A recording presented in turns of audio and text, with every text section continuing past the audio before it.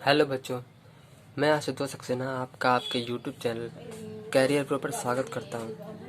तो हम सभी आज 12th क्लास का एक मोस्ट इम्पॉर्टेंट चैप्टर जिसका नाम है डिफरेंशियबिलिटी या फिर डिफरेंशिएशन को समझने वाले हैं। तो चलिए बात करते हैं। तो आज हम इन टॉपिक्स पर बात करेंगे। पहला जिसका नाम है डिफरेंशियबिलिटी यानी अवकलनीयता। दूसरा एग्जिस्टेंस ऑफ डेरिवेटिव यानी अवकलन का अस्तित्व। ठीक है। तीसरा डेरिवेटिव ऑफ कंपोजिट फंक्शन। चौथा चेन रूल। पांचवा हम एग्जांपल्स लेंगे कुछ और फिर समझेंगे। ठीक है। तो समझते हैं कि अवकलनीयता यानी डिफरेंशियबिलिटी क्या होता है। तो ध्यान समझिएगा। तो डिफरेंशियबिलिटी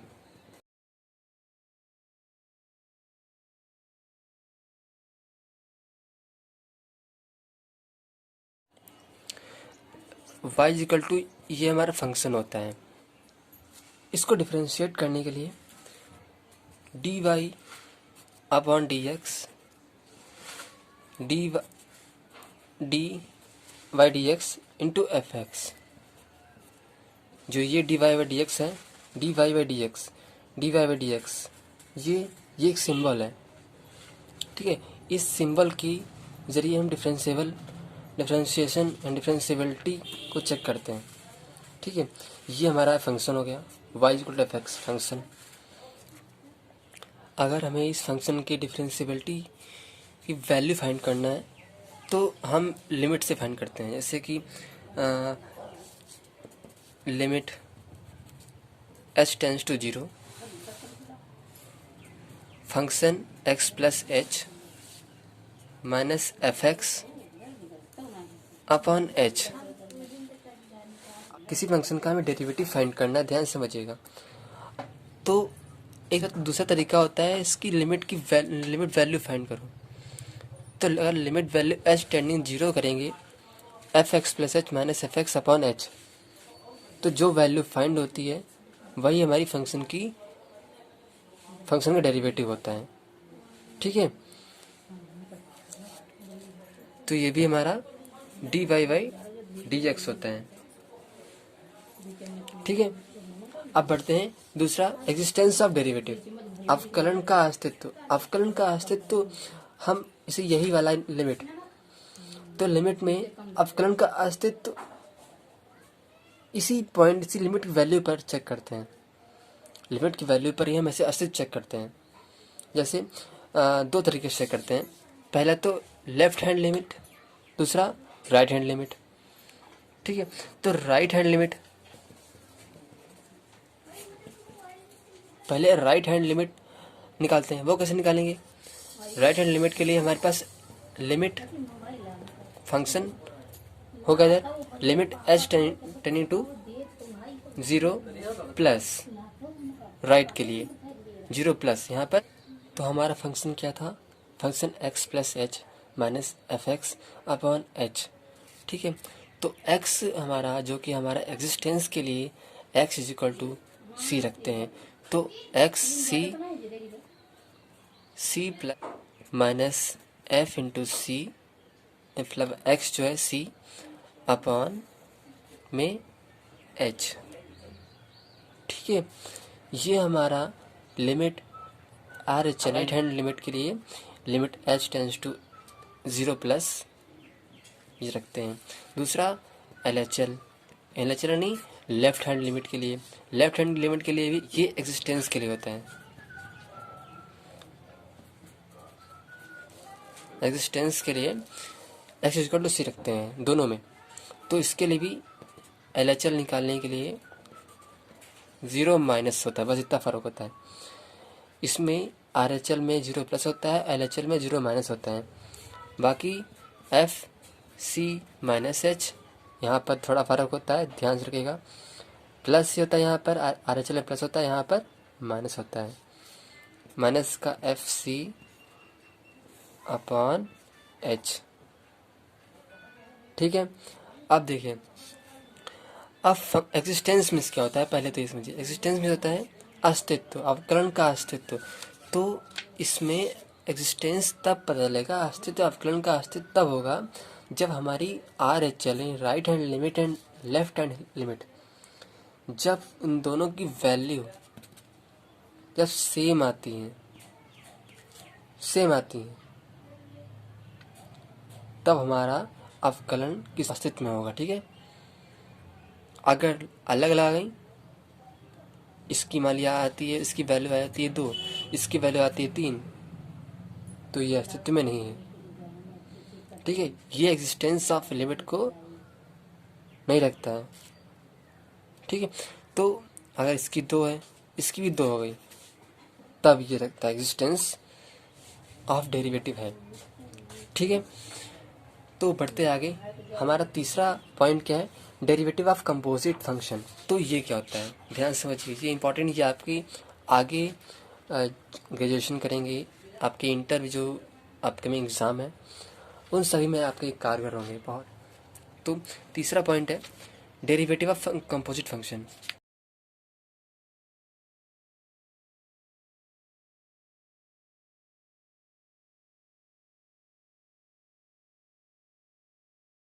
तो derivative of composite function, composite means क्या होता है, कंपोजिट मीन्स संयुक्त फलन, संयुक्त फलन का अवकलन।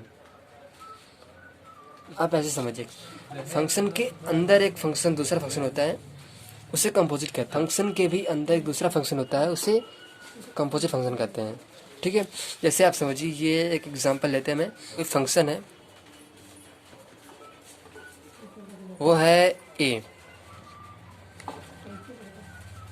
का फंक्शन क्या है, एफ है। अब इसका ही फंक्शन ए भी एक फंक्शन है यू का। ठीक है, पहले तो फंक्शन जो है, ये function F A, function of is equal to F A है।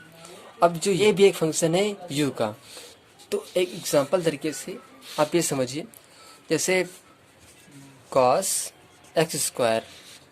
अभी एग्जांपल को सॉल्व करेंगे फिर बताएंगे पूरा। ठीक है, तब तक अगला बढ़ते हैं, चेन रूल। चौथा क्या है हमारा, चेन रूल। चेन रूल हम कंपोजिट फंक्शन में लगाते हैं। ठीक है, चेन रूल हम हमेशा कंपोजिट फंक्शन में लगाते हैं। चेन रूल, किसी फंक्शन का डेरिवेटिव अगर हमें चेन रूल से फाइंड करना है तो पहले हम उसी फंक्शन का डेरिवेटिव u के रिस्पेक्ट में करेंगे, इनटू फिर उस u का डेरिवेटिव x के रिस्पेक्ट में करेंगे।